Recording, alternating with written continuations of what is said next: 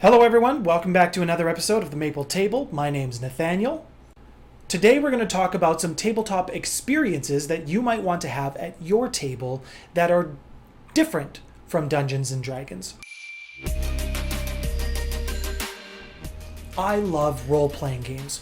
When I was in high school, I took every acting class that I could. In my adult life, I have pursued those passions as well through a show choir where I get to act and sing. I have also been lucky enough to have a group of friends who have been gaming together in person for over 10 years. We have been lucky enough to meet every week, and we have had year-long campaigns, years-long campaigns, and many stories to tell over many systems. When you've been role-playing as long as that, you tend to want to have a little bit of variety in your life. Spice of life is variety. Dungeons and Dragons has been enormously popular, and hats off to Wizards of the Coast for creating such a popular system and really reinvigorating the franchise. But let it be known, Dungeons & Dragons isn't the only role-playing experience out there. So today, we're going to talk about 5 experiences that you can have at your table that are not Dungeons & Dragons.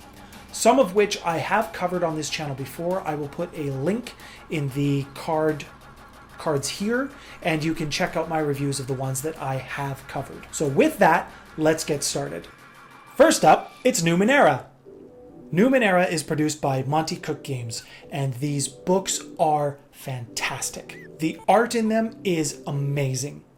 There's mini stories inside the books which help give a feel for the setting, and those stories are evocative. It's a sci-fi, low fantasy setting, and the system encourages world exploration. It's a very narrative system with some pretty loose rules. And by loose rules, I mean the rule section in the book isn't actually that big. It does leave a lot to the interpretation of your game master. I do happen to think that this system would be a lot of fun for creative players and creative role players. I haven't actually played it yet myself, but it is on my list of things to do. It's set 1 billion years into Earth's future. You are a member of what's called the 9th civilization. There have been 8 civilizations before you, and their scars and impact on the world is all around you. But not a single living person knows or remembers what has happened to the ancients. And this is where the game really takes off. That it wants you to go out and explore, find out what happened, tell the stories of those past civilizations. And like I said, I love the setting. I'm really looking forward to getting a chance to play this one. Next, we're going to talk about Mage, Vampire, and Werewolf. All of these games are owned by White Wolf Publishing and Onyx Path Publishing, who are in turn owned by Paradox Interactive. Some of these are my favorite RPGs ever, especially Werewolf the Apocalypse. The setting is in what's called the World of Darkness, and if you haven't figured out by the name of that title, it's a horror setting. All the creatures that you know from myth and legend, they are real, and they go bump in the night. Mages are bending reality to their will, fighting against the paradox from doing potentially vulgar magic and just reshaping reality in general. Vampires play their games of politics, and werewolves are trying to save the world. All of these are also very narrative systems. Each has their own core rulebook, which is an independent game in and of itself. All of the games take place in the World of Darkness, and if you had an experienced storyteller, that's what they call the game master. If you had an experienced storyteller in all of those games, it is possible to mix and match your werewolves, mages, and vampires if you can find a roleplay reason that they would all want to work together, because typically they hate each other and they're trying to kill each other. Werewolf was actually my first role-playing experience, my first true role-playing experience. And we had a year-long campaign, and it was fantastic.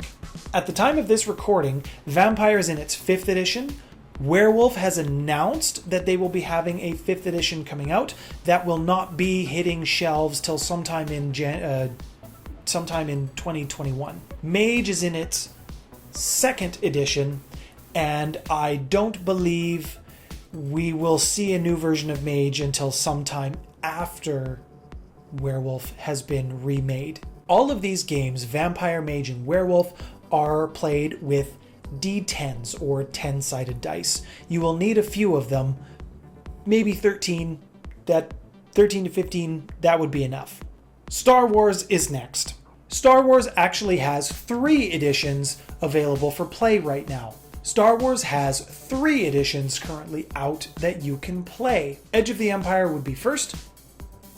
In this particular game, you will take on the role of a smuggler, of a rogue, generally most of the ne'er-do-wells, the types that you would find in a hive of scum and villainy. The second edition, called Age of Rebellion, you take on the role of somebody in the rebel forces who are actually fighting against the Empire. Or if being a Jedi or a Sith is more your speed, you will probably want to play The Force Awakens. This system is an incredibly flexible and cinematic system.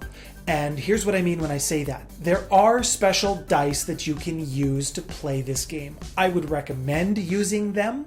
You don't need them. With these dice, it's possible to have a positive outcome and a negative outcome all at the same time. An example would be if you're going to, I don't know, let's say hack a security door because you really want to get inside and steal something. You could roll your dice, and what could happen is you could succeed at hacking the door. But you could also have a negative effect that happens. So you opened the door, but oops, when you opened the door, there was a whole fleet of shock troopers on the other side. Maybe that's a bit extreme. Maybe you just turned on the security system and the turrets are now active inside the hangar bay.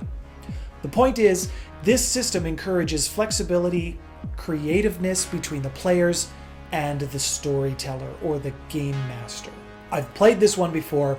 It's a lot of fun. Highly recommend it. And fourth up is Shadowrun. Shadowrun takes place in a cyberpunk dystopian future where corporations rule everything, and they hire mercenaries called Shadowrunners, that's you, to go and do their nefarious ne'er-do-well deeds, general corporate espionage, and all that other sort of fun stuff that you can come up with. If you like a game that has lots of rules and lots of materials to get into and really sink your teeth into, this is going to be for you. It is also played with only 6-sided dice, or D6s. You will need lots of them. This system can be a lot of fun if you have somebody who is an experienced game master and knows the rules and the system very well. They will be able to walk you through a very in-depth character creation and guide you through some of the more complicated rules of the systems in using the net, which is kind of like, think the Matrix almost. You can kind of upload a digital avatar of yourself. There is tons of lore, there's tons of character options, and there are actually lots of pre-generated adventures that you can run as well. This is a great alternative to Dungeons & Dragons. And finally, our fifth game, Wrath and Glory. If you're a fan of the grim, dark future of Warhammer 40k, then this is going to be the game for you. Wrath and Glory is a relatively new system, only to have come out within the last year and a half at time of recording. If you're a fan of the tabletop war game, you'll already be mostly familiar with how this game operates. It is played with also just D6s.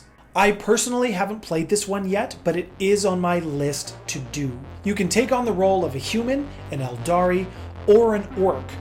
I'm not sure if there are other playable races as of yet. I'm not sure if there's any other supplemental books that have been produced for this, but if there are, please let me know in the comments below. I will give special mention to a game that I debated whether or not to put on this list, so I'm going to give it a special mention here, and that would be Starfinder. And the reason that I did not give Starfinder its own special place on this list is I was looking for an experience that's different than Dungeons & Dragons. Starfinder, while being set in a futuristic high fantasy setting, the actual mechanics and experience of play is not that much different than a Dungeons & Dragons session. So that's why I didn't include it as a primary on this list, but it does get an honorable mention. I have talked a little bit about Starfinder. You can find it in the card.